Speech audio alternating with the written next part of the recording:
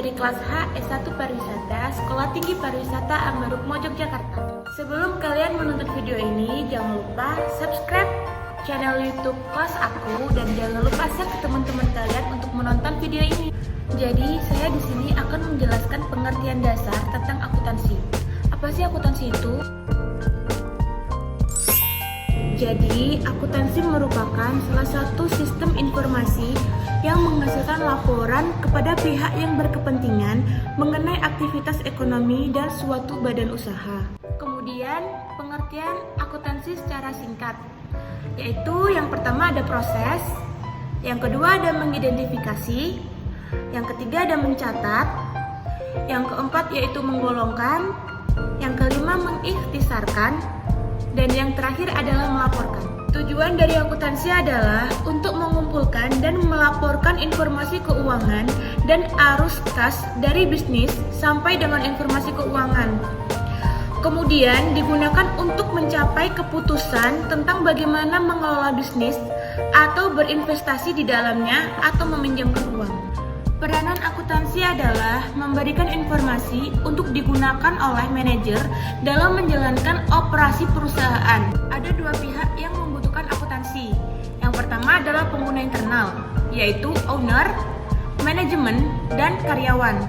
Dan yang kedua adalah pengguna eksternal, yaitu kreditor, investor, pemerintah, konsumen, beasiswa pemilihan, dan lembaga keuangan. Tadi kan saya sudah menjelaskan tentang apa sih tujuan dari akuntansi. Jadi tujuan akuntansi sendiri adalah untuk melaporkan atau membuat tentang keuangan. Nah, laporan keuangan sendiri terdiri dari 4 bagian. Yang pertama ada neraca, yang kedua ada laporan laba rugi, yang ketiga ada laporan perubahan modal, dan yang keempat adalah laporan arus kas. Berikut adalah salah satu contoh dari laporan keuangan, yaitu laporan laba rugi. Berikut adalah contoh soalnya. Diketahui data-data perusahaan PT Sun Service untuk periode akhir Desember 2016. Pendapatan jasa 50 juta, pendapatan bunga 500.000, beban gaji 10 juta, beban sewa 2.500.000, beban perlengkapan 1 juta, beban iklan 500, beban penyusutan 400, beban pantry 300, beban premi asuransi 1 juta, beban listrik dan air 500, beban administrasi 300, beban bunga 200. Dan diminta untuk membuat laporan laba rugi perusahaan di atas dengan menggunakan bentuk laporan laba rugi single step. Dan berikut adalah jawaban dari soal tersebut.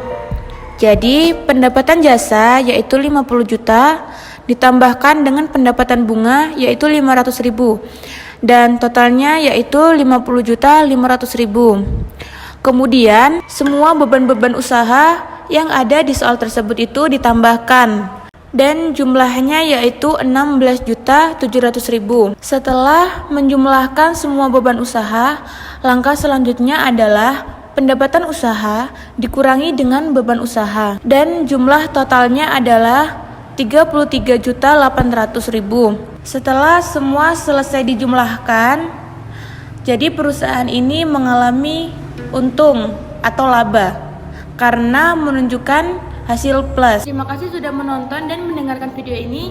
Semoga kalian suka dan bisa memahami apa yang sudah saya jelaskan tadi. Bye!